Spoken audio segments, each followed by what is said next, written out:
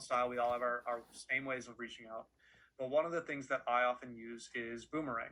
So you can see up here, I've got a little icon that looks like a boomerang. That is boomerang. You also see down here that you might not have this, and if you don't, you should set this up, is a little send later button, remind me button, and then request read receipt and scheduling.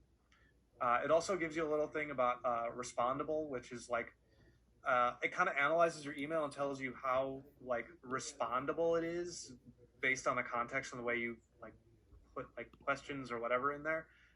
It's interesting, can be helpful, but yeah, it's got some interesting little tools in there. So basically, what I'm telling you here is after I send out my full intro email. So let me do that again. Template, full intro email. After I send this, well, before I send it out, I always do remind me I do 3 days. So I'll say, remind me on 4th, if no reply.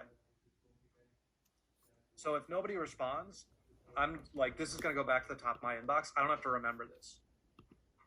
Does everybody have Boomerang set up? Mm-hmm. Nodding. Who does not have Boomerang?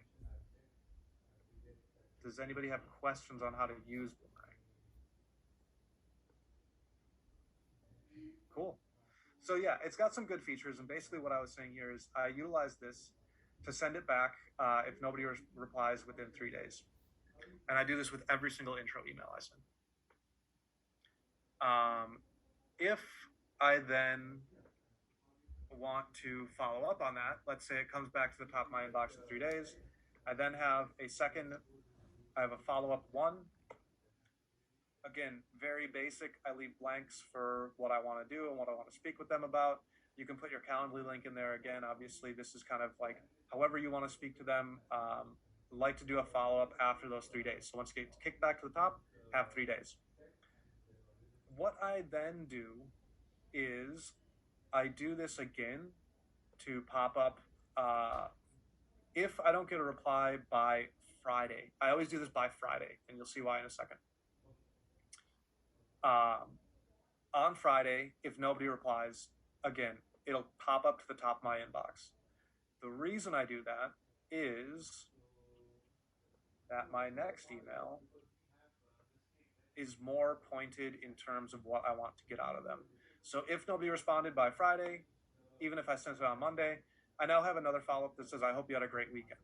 And the reason I have that is I'm going to schedule it to go out Monday at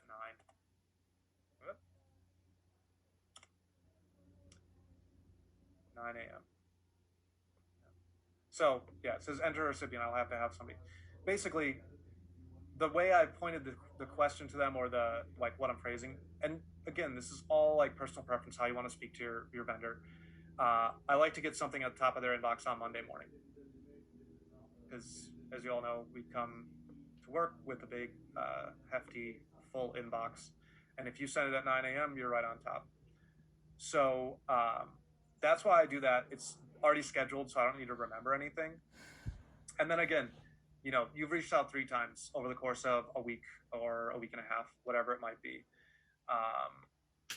Of course, you don't want to only use Gmail as your only way of reaching out. I'm sure you're all aware of that. You all do other ways of reaching out, whether it be Instagram, Facebook, LinkedIn, Twitter. I don't know.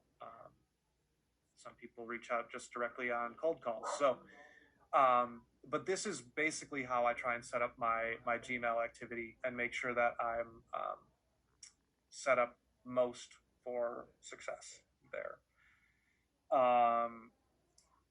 Other than that, I always have any questions on that, or anybody have any other tips or things they might use in that regard, in like terms of reaching out, anything like that?